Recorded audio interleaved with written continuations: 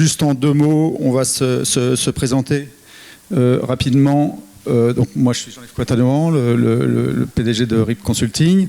Vous avez Philippe Belin, qui est le PDG de Immanence, et Jean-Claude Lebon, qui est notre consultant éditeur, hein, ex-directeur général du groupe Hommel, qui évidemment a une grosse expérience autour de la production et la diffusion multicanale.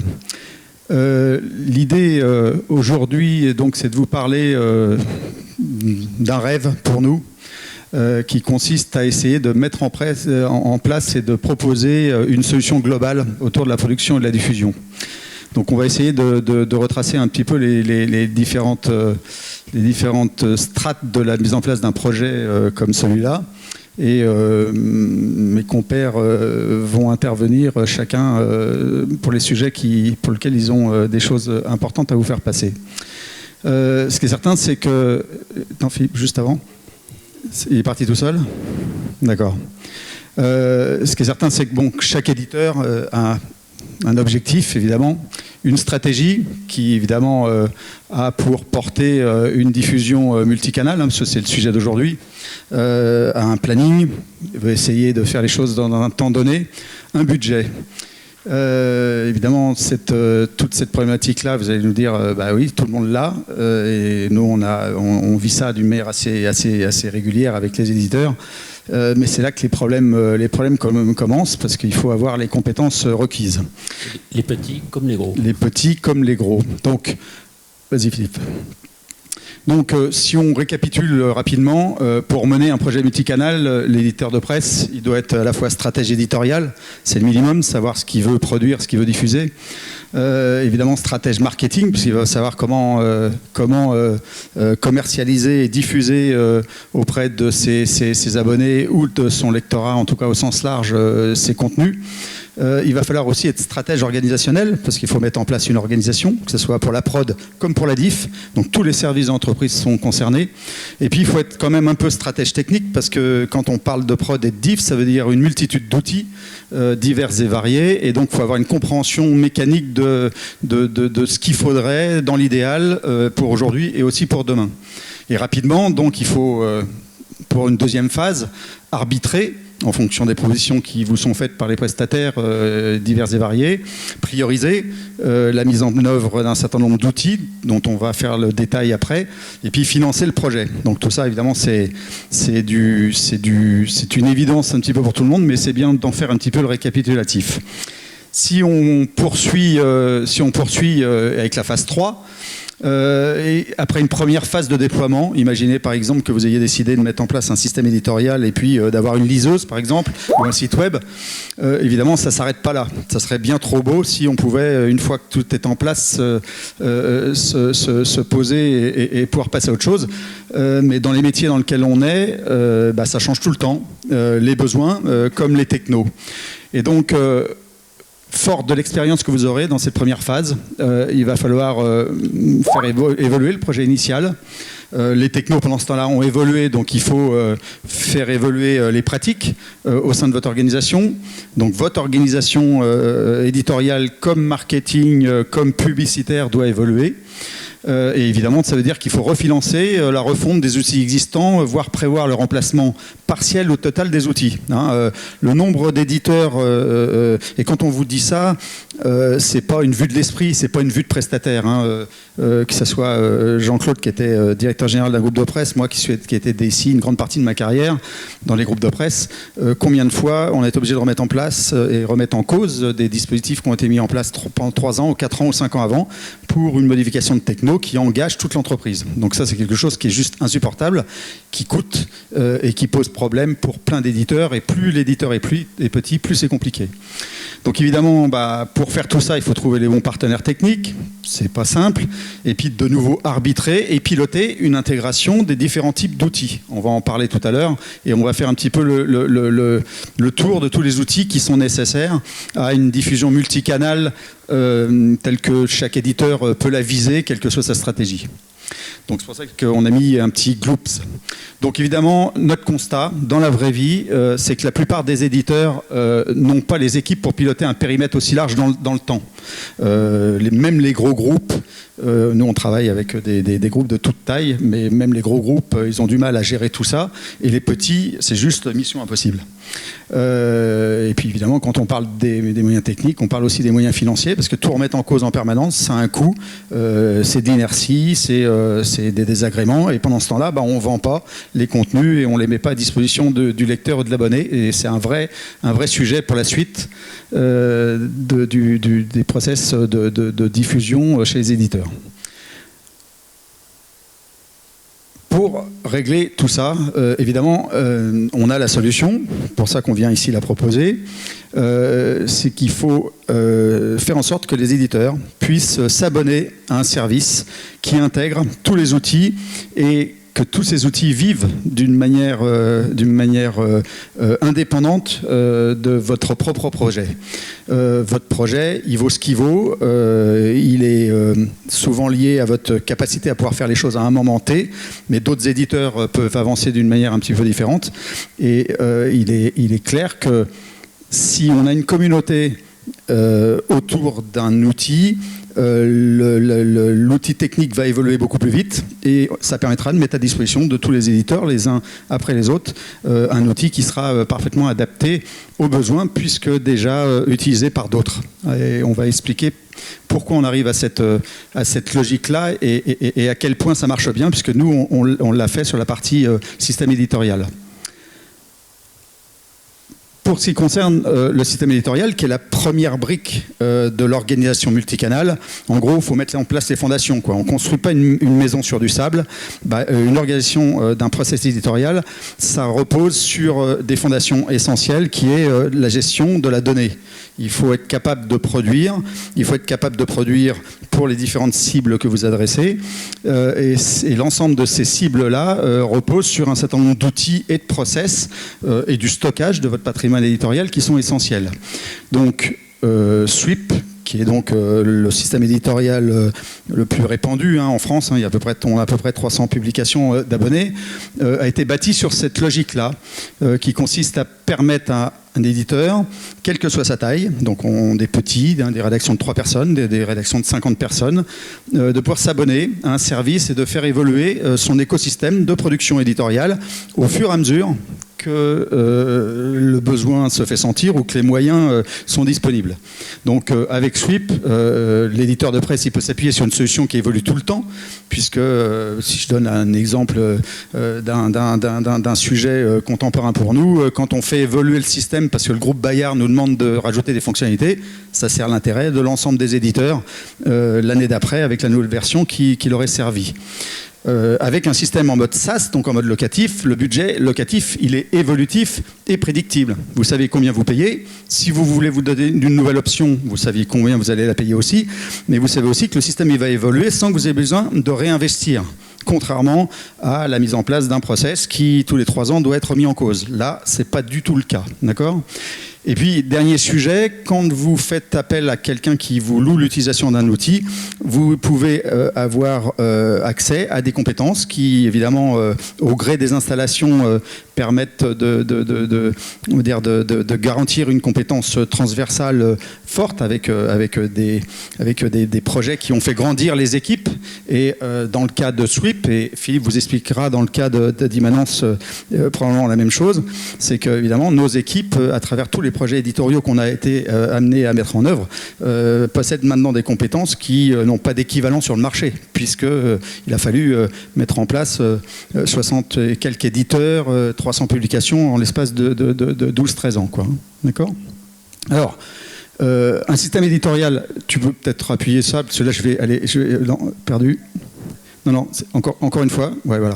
En fait, un système éditorial comme celui de Sweep, il est composé, et ça c'est très très important dans le dispositif, il est composé d'un certain nombre d'outils qui se veulent modulaires.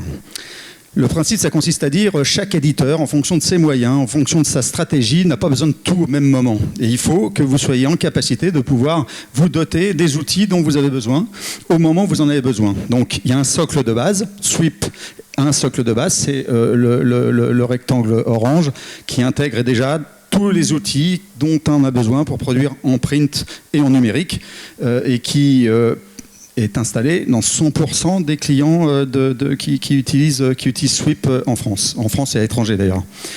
Les autres outils qui sont autour, comme les outils pour produire des newsletters, des outils par exemple pour se connecter à une agence de presse, des outils pour gérer les piges, hein, et ben tous ces outils-là sont des outils que vous voyez autour, qui sont des outils modulaires et qui sont des outils facultatifs et qui sont loués. Hein. Je vais juste vous donner un chiffre comme ça pour que vous vous rendiez compte qu'on n'est pas dans des tarifs stratosphériques, mais Sweep Cockpit, par exemple, ça va être 50 € par mois en plus pour l'utiliser. Hein. Donc on n'est pas vraiment dans une logique qui pose un problème économique à qui que ce soit. Le but de l'opération, c'est de permettre à chaque éditeur, y compris les tout petits, de monter dans le train du numérique. Bon, juste pour la petite histoire, donc SweepPress, hein, qui est l'éditeur leader en France, a permis à tous ces groupes-là, tous les groupes que vous voyez ici, hein, qui représentent plus de 300 publications, a permis à tous ces groupes-là de mettre en place ces fondations éditoriales qui vont permettre après de pouvoir diffuser et de qualifier les contenus pour les rendre compatibles avec le besoin éditorial qui est le vôtre. Sachant que chaque modèle est le bon et c'est pas à nous d'en juger, quoi. Alors, pour la diffusion, parce que là on a parlé de la production, donc évidemment il faut un système éditorial pour préparer les contenus, les qualifier, les rendre parfaitement utilisables pour le web, le print, les newsletters, les réseaux sociaux et les applications mobiles. Mais une fois qu'on a dit ça, comment on fait pour la diff ? La diff actuellement, la majorité des systèmes qui vous sont proposés sont des systèmes qu'il faut intégrer vous-même. Donc, derrière, je vais passer la parole à Philippe et il va vous décrire un petit peu tous les outils que compose la solution que Immanence propose et qui intègre, selon une logique comme celle de Sweep en mode SaaS, une logique communautaire autour des clients éditeurs de presse, d'une manière générale. Philippe, je te laisse la main. Donc Philippe Belin, voilà, donc effectivement nous on s'intéresse donc à la partie aval, donc tout ce qui est diffusion, évidemment web digital, mais pas que, pour valoriser finalement votre production. Donc si vous avez parmi ces problématiques qui sont listées ici, alors peut-être on peut vous aider. Est-ce que vous avez besoin d'un site web éditorial, c'est-à-dire un site web capable de présenter les contenus qui auront été contribués dans Sweep? Vous avez besoin d'un kiosque digital avec une liseuse web ou bien éventuellement d'une app. Si vous avez besoin d'une boutique, on dit aussi un shop, un store, pour vendre des offres au numéro, des offres d'abonnement, monotitres, multititres, etc. Vous avez besoin de gérer des abonnés. Si vous avez besoin d'un CRM pour finalement faire de la conquête et gérer votre relation, vous avez besoin éventuellement, vous imaginez, mettre en place un peu d'IA, un peu de ROCO. Alors voilà, il faut choisir, il faut réfléchir à des solutions. Et soit vous faites votre marché tout seul et ça va vous prendre un moment, il vous faut des équipes techniques, ou alors vous venez nous voir et nous on a quelque chose à vous proposer.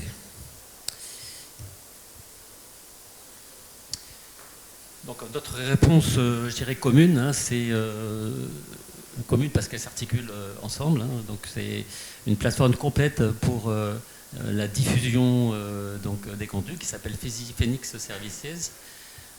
SaaS, bon, ça va sans dire, mais c'est encore mieux en le disant.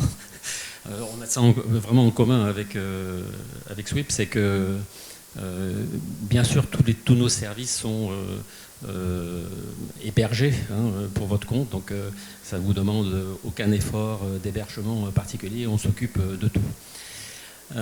Et donc bien sûr pré-câblé avec le système éditorial. Une touche, voilà ça. Donc une slide un petit peu complète, mais bon comme ça m'évite de naviguer.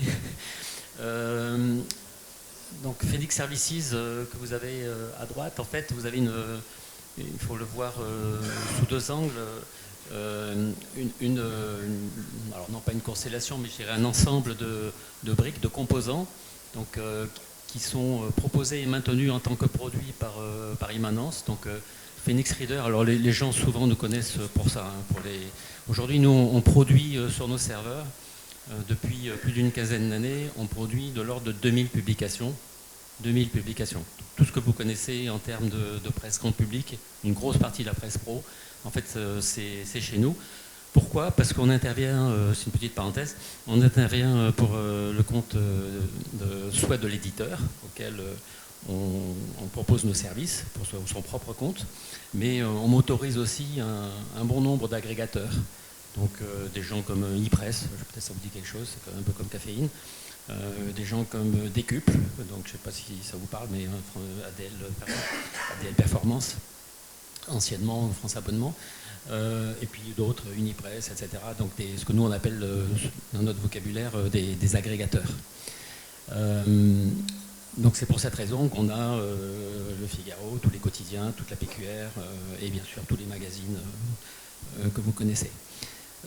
Donc les gens nous connaissent pour ça, mais en fait on fait plein d'autres choses. Donc les apps qui sont un peu le pendant, mais on fait des shops. Alors le shop vous permet d'exposer en fait vos offres et de concrétiser des commandes. C'est tout simple. Le but étant que ça soit le plus automatisé possible, non seulement sur le site web, mais également sur les stores. Et ça, c'est quelque chose qui n'est pas toujours facile à résoudre. Les stores, pardon, j'entends Google Play, hein, donc pour Android, et iTunes pour l'App Store Apple. Donc toute cette partie shop, une partie, donc une brique abonnement, donc ça c'est un peu nouveau. Donc on intègre en fait des fonctionnalités de gestion d'abonnement. Alors, dans le digital, on fait ça et en long, en large et en travers depuis très longtemps. Des offres au numéro, de date à date, sur IP, avec des crédits partagés, des offres en bundle, enfin tout ça en digital, on le gère dans tous les sens. Là, ce qui est un peu nouveau, c'est que maintenant on propose en fait une gestion d'abonnement papier. Alors, on n'aura pas forcément toutes les fonctionnalités des gros acteurs du marché. Je pense à Edis avec Magellan ou Netfull ou même AboWeb Mahalo. Hein, donc, on est plus récent sur ce marché-là, bien sûr. Mais l'idée, c'est d'intégrer les fonctionnalités, on va dire, quand même essentielles, pour offrir, toujours pareil, dans une offre produit, en fait, l'ensemble des fonctionnalités dont vous auriez besoin. Alors, un petit peu plus bas, Phoenix CRM, qui est le pendant, hein, puisque faire que de la gestion d'abonnement, c'est une chose, mais il faut être capable de gérer la prise de parole avant de concrétiser un client. Et puis, après que ce client, qu'on le perde, hein, puisque ça arrive à des gens très bien, de perdre un abonné. Et donc, il faut malgré tout continuer à entretenir la relation pour espérer le faire revenir. Donc on propose donc un composant Phoenix CRM. Et puis, alors, on a des composants techniques, Phoenix SSO, ça va parler aux informaticiens. C'est pour éviter de se reloguer sur un site. Vous savez, ça arrive parfois, on arrive sur un site web, il faut se loguer, puis après on veut accéder à une fonctionnalité, hop, il faut redonner son login mot de passe, puis une troisième fois, puis je vais sur la gestion d'abonnement, c'est encore un autre, c'est assez pénible. Donc tout ça, ça se gère par un composant technique qui s'appelle SSO pour un single sign-on, ça parle aux informaticiens, ça. Le dernier composant, donc, qui s'appelle Phoenix Publish, donc, est la matérialisation de l'articulation avec... au-delà de la liseuse, hein, qui exploite les contenus qui sont évidemment produits dans Swift. Mais c'est finalement la possibilité de présenter sur le site web de façon à la fois simple, automatique et en bénéficiant de paramètres qui auraient été saisis au moment de l'éditorial. Typiquement, c'est gratuit, c'est pas gratuit. Pour faire au plus simple, la catégorie, le tagging, donc tout ça, nous on le récupère et on le présente de façon automatique. Vous me direz, je peux toujours le faire avec du développement. Oui, c'est vrai, sauf que là, c'est fait. C'est juste la différence. Voilà, donc ça c'est l'ensemble des composants, encore une fois qu'on va maintenir nous comme un produit. C'est-à-dire que quand Phoenix Reader, pour des raisons d'évolution de fonctionnalités, de demande de fonctionnalités, par exemple on en a en ce moment dans le domaine de la pub, pour être capable de matérialiser correctement la pub en mode article. Hein. Vous savez que dans les liseuses, sur les kiosques, vous avez le mode page, qui est le facsimilé, on va dire, de la publication, enfin du numéro. Et puis vous avez un mode article, donc plus adapté, plus responsive et plus adapté au mode, enfin au smartphone, hein, typiquement.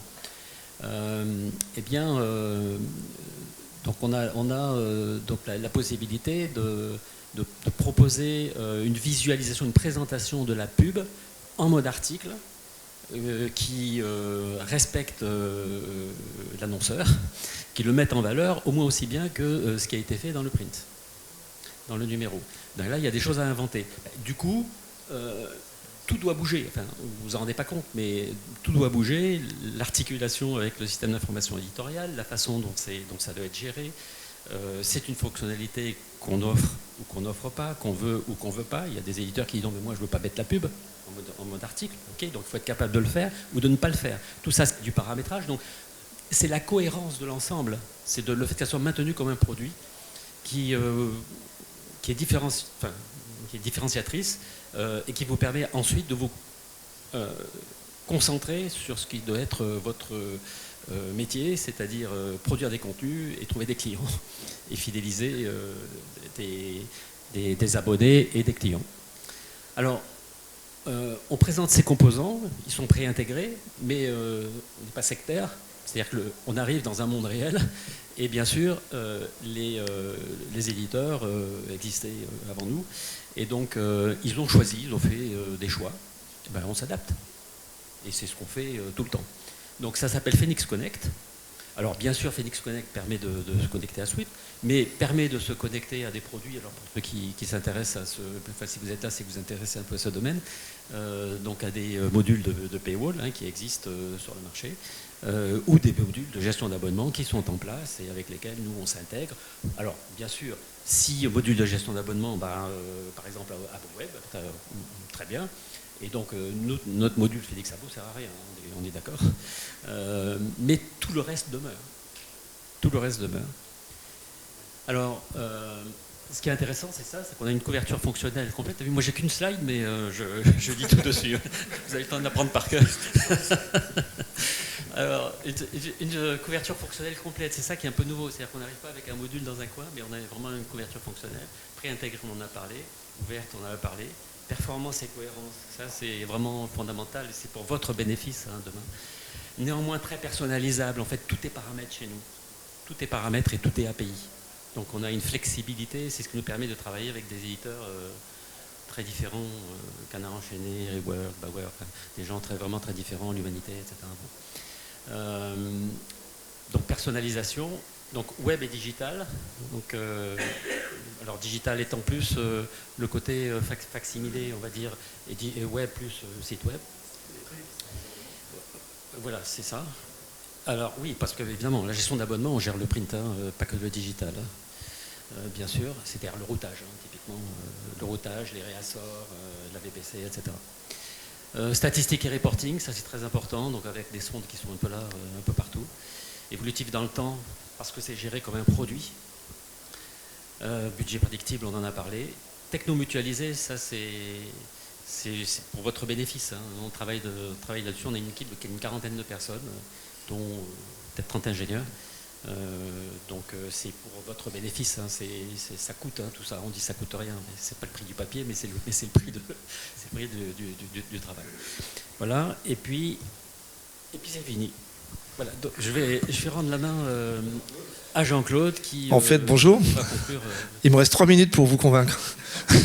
C'est un peu le pitch.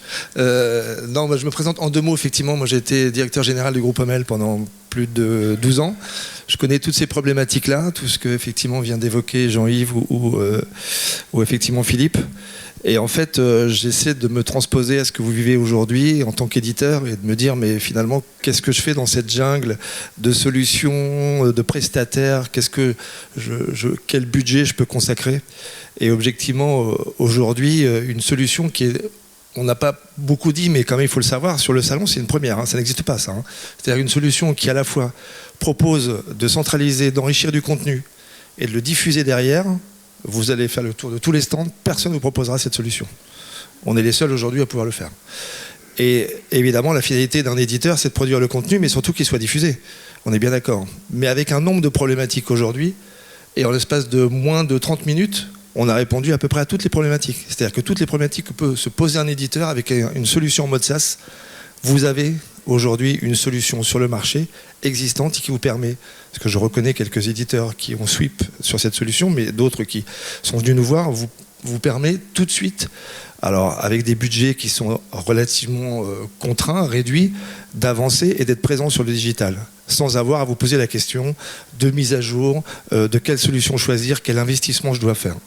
Et ça, je pense qu'objectivement, ça tient à cœur beaucoup Jean-Yves et il a raison. Philippe, évidemment, est bien placé pour vous en parler. On est présent sur le stand, on est à côté, hein, c'est pas un hasard. Donc nous, on est stand 13, c'était stand 12, je crois. 14, pardon, j'ai fait dans l'autre sens. Donc stand 13 et 14, de venir nous voir pour vous en parler, parce qu'effectivement, là, le temps est très serré, mais avec grand plaisir pour en parler ensemble, pour vous expliquer effectivement ce qu'on peut faire, et faisons-le step by step avec certains, et vous verrez effectivement que c'est une évidemment très bonne solution. Donc moi, je vous invite à ce qu'on puisse, si vous avez quelques questions, parce qu'effectivement, il est déjà presque 14h30, vous laisser un peu la parole pour qu'on puisse échanger sur cette solution ensemble, si vous avez quelques questions à nous poser.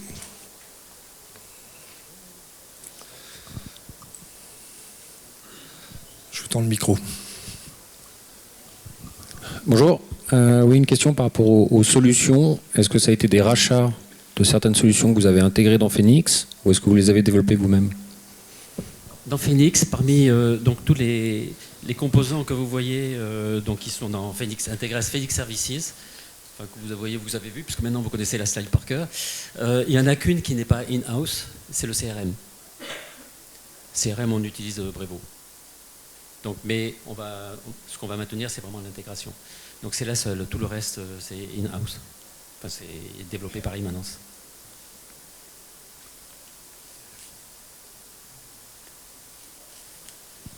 Alors évidemment, ça c'est des slides qu'on avait prévus. On ne va pas vous les lire, mais c'est important que vous puissiez les lire.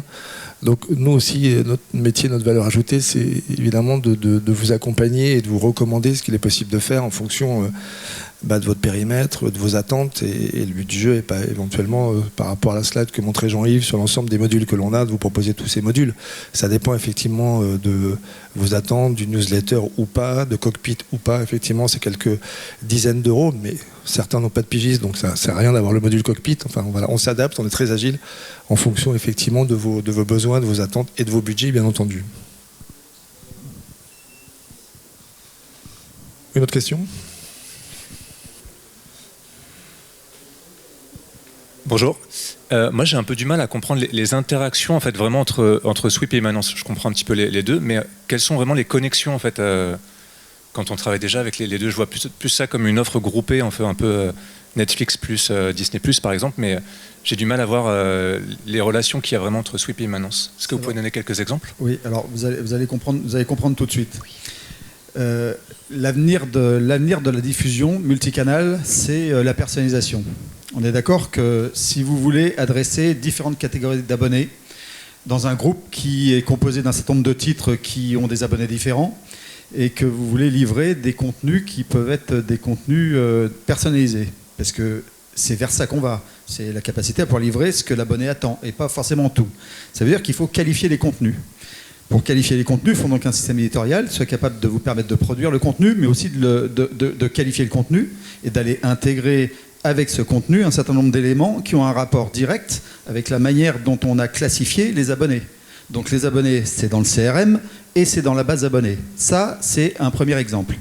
Mais il y a plein d'autres exemples. Il y a des exemples de pré-câblage qui sont des exemples de pré-câblage, comme par exemple la capacité à pouvoir livrer sur des liseuses des pages ou livrer des pages plus des articles pour avoir des lectures qui sont fonction des liseuses que vous allez vous doter. Avec Immanence, le pré-câblage, il est déjà établi. C'est-à-dire que toute mécanique technique qui permette de livrer un contenu, que ce soit une page ou un article, voire demain, pourquoi pas un set de photos ou de vidéos ou de podcasts avec Audia, il faut que ça soit pré-câblé. Et donc ce pré-câblage, il est déjà opérant avec Immanence. Et à ça va se rajouter la cerise sur le gâteau qui, pour moi, est vraiment essentielle et qui est vraiment la base de la mise en place des systèmes de production que l'on a mis en place depuis 13 ans. C'est d'essayer de faire en sorte, autant que faire se peut, c'est de faire en sorte que la rédaction soit autonome. Quand je dis rédaction, c'est au sens large du terme. C'est donc la capacité pour la rédaction d'être capable à la fois de voir, d'être capable de produire ses contenus, mais aussi capable de savoir qui a lu ces contenus et sous quelle forme. Et donc, il faut donc récupérer des statistiques de lecture qui sont à la fois sur une liseuse, qui sont sur un site web, qui sont sur une newsletter, et ramener tout ça à la rédac. Et ramener ça à la rédaction dans un langage qui soit compréhensible par la rédaction, pas les services marketing qui ont des compétences que la rédaction ne va pas avoir. Et puis, le dernier sujet, qui est un sujet qui est fondamental, parce qu'on est en plein dedans avec des clients communs que l'on a, hein, parce que tout ce qu'on vous explique là, en fait, ça n'est que la matérialisation de quelque chose qu'on fait déjà depuis des années. Sauf que ça ne s'appelait pas Félix, c'était un ensemble d'outils. Mais quand vous avez la gestion d'historique à gérer, imaginez par exemple, demain vous installez Sweep. Vous allez avoir besoin de mettre tout ce que vous avez déjà produit pour vos bases abonnés. Pour vos abonnés, vous allez vouloir mettre n'importe quoi, toutes les pages que vous avez produites ou tous les articles mis à disposition des abonnés pour qu'ils puissent acheter et s'abonner à un service. Est-ce que vous ne trouvez pas cohérent de faire en sorte que la rédaction dispose aussi de cette base d'archives? Eh bien, c'est ce que nous, on a fait.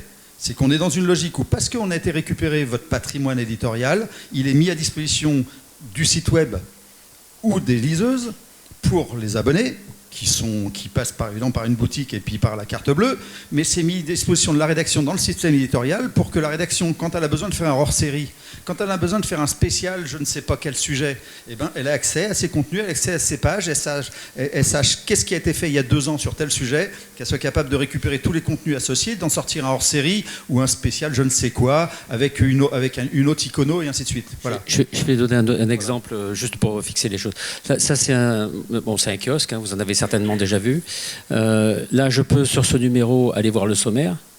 Donc, tous ces sommaires-là sont extraits de suite. Il n'y a pas de démaquettage. On fait du démaquettage aussi. Hein. Mais, pardon ? Pour des éditeurs pour les malheureux qui n'ont pas su. Mais voilà, donc là, j'ai tout le sommaire hein, que je peux voir. Et donc, je peux aller lire le numéro. Sur le numéro, je voulais vous montrer quelque chose. C'est-à-dire que là, j'ai une niseuse. Et vous voyez, la problématique de la pub, c'est en fait, ce qui nous a été demandé, c'est de matérialiser la pub à l'intérieur des articles, parce que sinon, ça disparaît. C'est-à-dire qu'aujourd'hui, ce qui est facile à réaliser, c'est, si vous voulez, c'est une pleine page de pub. Par exemple, je suis là, ici, toc, voilà, ici, toc. Voilà. Donc là, j'ai une pleine page de pub, très bien. Sauf que quand on fait ça pour toutes les pubs, avec la même force, je veux dire la même présentation dans l'écran, le problème, c'est que celui qui a payé un 1/8 de page, il a la même visibilité que celui qui a payé une pleine page. Ça crée un petit problème pour l'éditeur vis-à-vis de ses annonceurs. Donc ce qu'on a fait, c'est qu'on a intégré en fait dans l'article en tête, et on peut en avoir plusieurs, il faut que j'en trouve, mais je peux en avoir plusieurs dans l'article. Bon, ça c'est une pleine page. Bon, là j'ai pas mal de, voilà, on peut intégrer dans l'article des publicités. C'est au début que j'en avais surtout, je crois, juste avant. Voilà, par exemple ici. Donc dans l'article, je peux intégrer des pubs, une ou plusieurs pubs. Je peux avoir des photos aussi, hein, bien sûr. Là, j'ai une photo qui est une photo de l'article. Mais on a la possibilité d'intégrer dans l'article, pour offrir de la visibilité, une ou plusieurs pubs. Ça a été défini où ? C'est pas au moment d'un démaquettage qu'on peut faire ça correctement. Donc, ça a été défini dans le système d'information éditoriale. C'est un exemple. Surtout que si je clique, normalement, ça va m'amener quelque part sur un site web. Bon, il faut le lien web qui va derrière. Si j'ai une vidéo, je pourrais vous montrer d'autres choses avec des vidéos. Alors, je ne sais pas si j'en ai... attendez, je vous retrouve ça. Dans les produits, on peut instrumenter... là, je peux instrumenter des pubs. Alors, comme le dit Jean-Claude, Jour de Galop, c'est un quotidien hippique, mais qui est adressé qu'aux éleveurs. Hein, ce n'est pas un journal de course au sens résultat des courses, et qui a la particularité d'être un pur player, mais aussi donc 365 jours par an, il boucle à 20h, jour férié compris, et ils ont à peu près 160 publications print par an. Donc un éditeur avec une grosse production. Le système éditorial plus la liseuse plus la base d'abonnés, ça donne la possibilité d'avoir une liseuse qui n'a pas d'équivalent, une valorisation publicitaire qui n'a pas d'équivalent, puisque du coup, même pour la liseuse, ils peuvent valoriser les pubs, alors que sinon, c'est pas valorisé, on est bien d'accord. Une liseuse PDF, ça ressemble à rien. Puis tu vois, il y a de la vidéo qui se lance automatiquement. On a tous les modes de lancement de la vidéo. Ici, là, on travaille avec YouTube, avec Amazon, avec je crois que c'est Deezer. Voilà, on a des lancements automatiques. Voilà, donc tout ça c'est fait au moment de l'éditorial, donc on gagne un temps fou, quoi. Pour compléter ce que dit... C'est pas juste pour matérialiser, on a été un peu long, mais ça permet de matérialiser l'intérêt. L'idée, c'est qu'il y ait une réaction chimique. C'est pas uniquement... Et votre question est excellente, parce qu'elle nous a permis d'expliquer exactement ce qu'on en attend. C'est une réaction chimique dans les deux sens, d'ailleurs. C'est-à-dire que si à un moment donné, on a des informations de reco, qu'on soit en mesure de les remonter à la rédaction, etc. etc. C'est ce genre de choses. Pour avoir une grosse expérience presse, vous avez parti des comités de direction dans les groupes de presse divers et variés pendant des années, il y a au moins une chose dont moi je suis sûr, c'est que si vous avez un projet éditorial et que vous n'avez pas les outils qui sont disponibles au moment où vous avez votre projet éditorial, ça tombe à l'eau.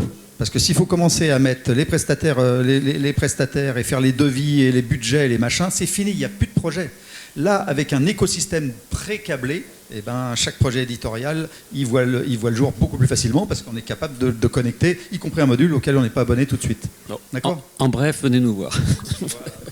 Ce qu'il faut savoir en conclusion, c'est que ce qu'on vous a montré le jour de Gallo, il y a un an, jour pour jour, l'éditeur Mayel Kerr est venu sur notre stand.